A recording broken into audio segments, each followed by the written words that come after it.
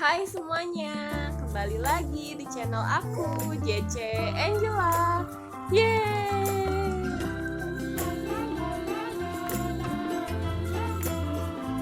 Jangan lupa di subscribe dan pencet tombol loncengnya sekarang. Di video kali ini aku mau review drama Korea berjudul Hospital Playlist.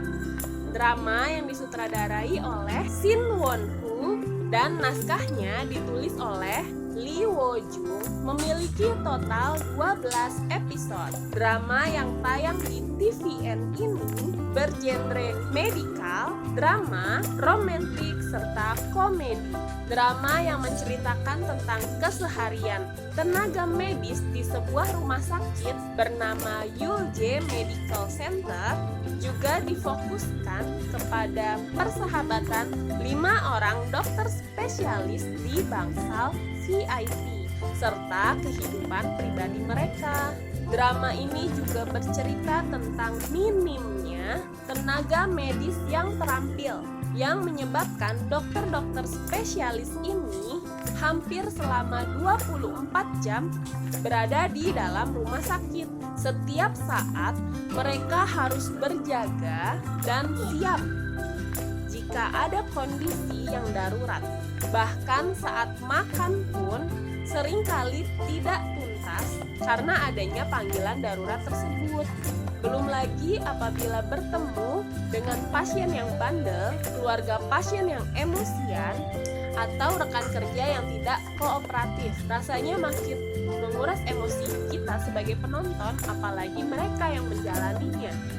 Awal cerita dibuka dengan kematian Presiden Direktur Yulje Medical Center yang membuat para petinggi Yulje Medical Center mulai membicarakan tentang siapa pengganti Prestir tersebut. Mendiang Prestir meninggalkan seorang istri dengan 5 orang anak, terdiri dari 3 putra dan 2 putri. Apakah pengganti mendiang Prestir adalah salah satu dari kelima anaknya tersebut? Nyatanya, tidak ada seorang pun dari anak Prestir yang berminat untuk menggantikan posisi ayahnya tersebut. 4 anak tertua sudah menjadi pastor dan biarawati, sementara si bungsu, walaupun ia merupakan seorang dokter spesialis yang sangat kompeten, dia tidak ingin memiliki kekuasaan. Ini merupakan keluarga konglomerat yang sangat menarik karena biasanya di drama-drama kebanyakan selalu saja terjadi perebutan kekuasaan.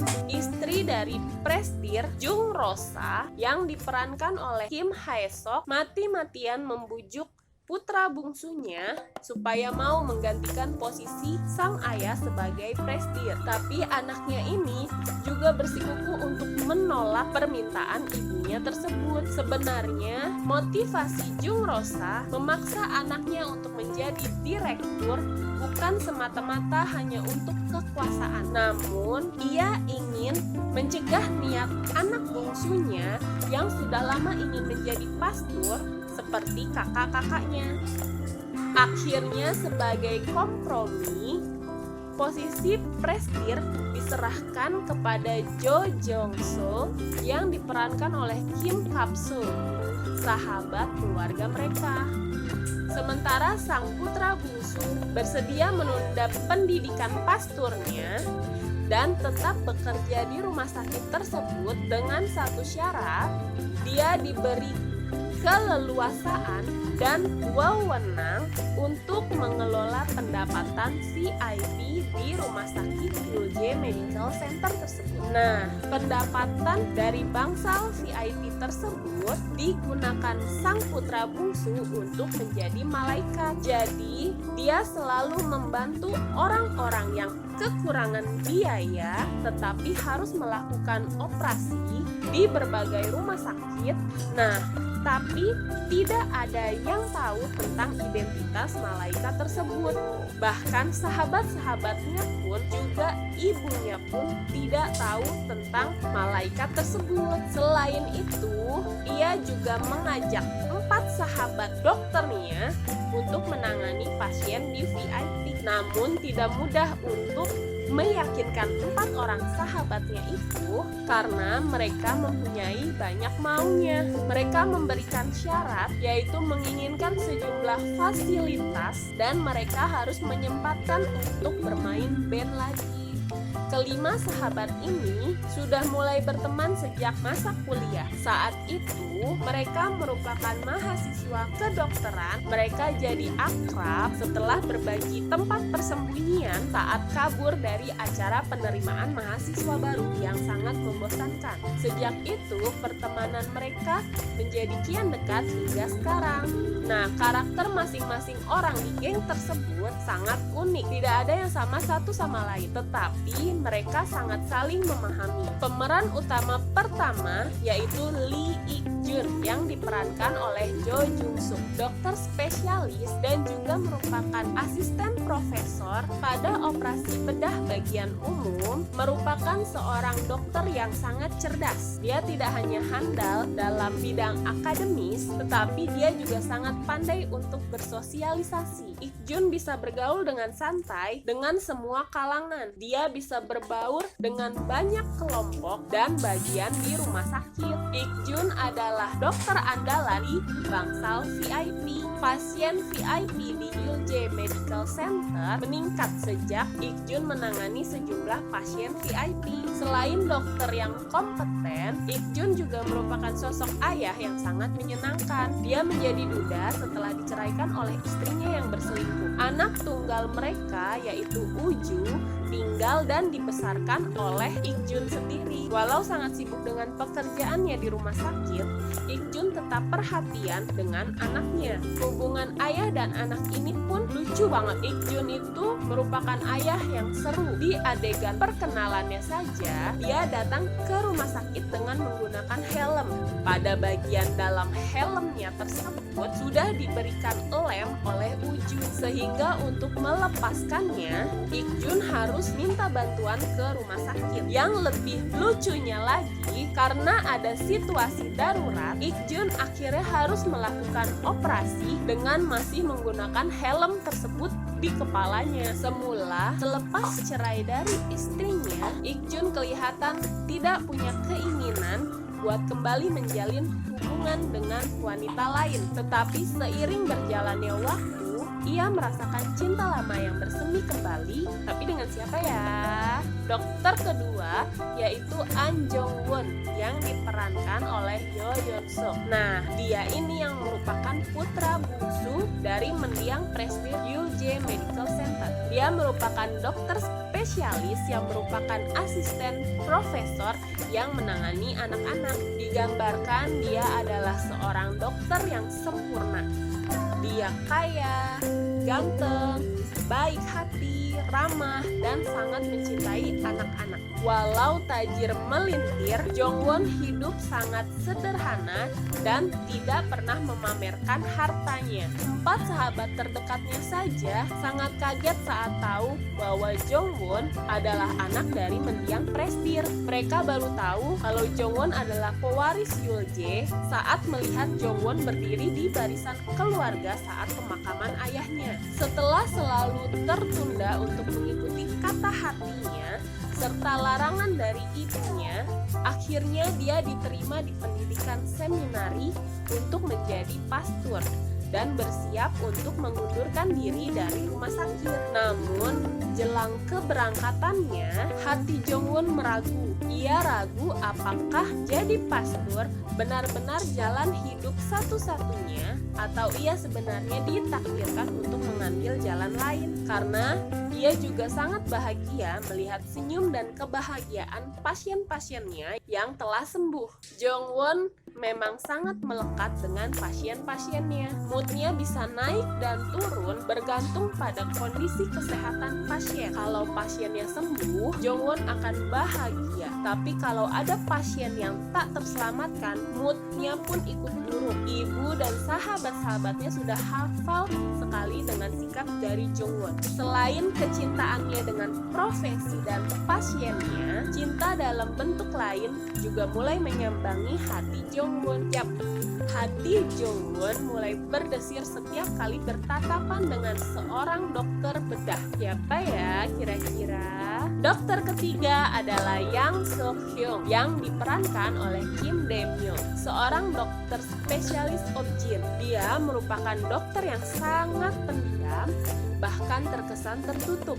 Dia sangat menikmati kesendiriannya. Banyak sekali yang heran bagaimana dia bisa akrab dengan keempat dokter yang lain. Tetapi Seok-hyun ini memiliki pesonanya sendiri. Jika dia sudah berhadapan dengan pasien, dia sangat mengerti dan memahami pasien tersebut, hingga membuat seorang dokter residen di Poli Objin yang awalnya tidak menyukai Seok-hyun berangsur mulai tertarik, bahkan sampai menyatakan cintanya loh kepada Seok-hyun. Nah, Seok-hyun ini adalah anak CEO dan pemilik saham terbesar di sebuah perusahaan besar di Korea. Ayah dan ibunya bercerai karena sang ayah ketahuan berselingkuh dengan wanita muda di hari yang sama dengan kematian sang adik. Sejak kejadian tersebut, Ibu Seok-hyun sangat syok dan sakit-sakitan. Itu sebabnya Seok-hyun menjadi sangat memperhatikan ibunya. Sebentar-sebentar ibunya ditelepon. Nah, makanya pada awal-awal episode aku kira dia itu adalah anak mama. Seok-hyun ini juga duda seperti Ik-jun. Sepertinya perceraian mereka itu dikarenakan Seok-hyun terlalu cuek dan dingin terhadap pasangannya. Cuman belum dijelaskan juga lebih mendetail lagi. Nah, makanya ini hanya perkiraan aku aja. Dokter berikutnya adalah Kim Jeon-wan yang diperankan oleh Jung Kyung-ho, seorang dokter bedah kardiotoraks yang nggak bisa basa-basi. Orangnya ceplas-ceplos termasuk pada kolega dan pasien. Gaya bicaranya pun seperti orang marah-marah yang gak slow. Nah, dia ini kalau memberikan penjelasan ke pasien kadang suka terlalu detail dengan bahasa kedokteran yang canggih, sehingga terkadang pasien yang mendengarkannya itu bingung dan tidak mengerti. Untungnya dia memiliki asisten yaitu Do Jae-hak yang diperankan oleh Jung Moon-sung.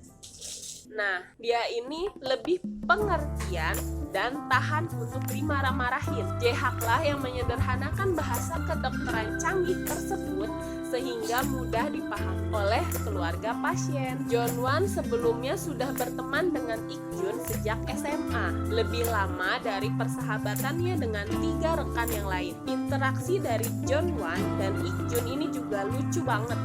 Mereka itu kayak anak kecil, suka berantem dan beradu mulut, tetapi juga cepet banget baikannya. Nah, diam-diam Jeon-wan ini menjalin cinta dengan adik dari salah satu sahabatnya ini loh. Kira-kira siapa ya? Nah, dokter terakhir yaitu Che Song-hwa, diperankan oleh Jeon Mi-do. Song-hwa merupakan seorang dokter bedah saraf yang serba bisa. Dia tipikal perempuan kutu buku yang juga asik untuk diajak bersenang-senang. Nah, sebagai dokter, dia itu sangat teliti, cerdas, dan selalu bisa diandalkan. Song-hwa memiliki julukan yaitu hantu oleh orang-orang rumah sakit karena dia itu gak pernah capek. Aktivitasnya menumpuk seharian, tapi sama sekali tidak ada yang terlewat. Dia masuk kerja tepat waktu, tidak pernah 1 menit pun terlambat. Selain menjadi dokter bedah, dia kadang juga membantu orang lain untuk menulis tesis. Masih sempat juga ngeband bersama gengnya,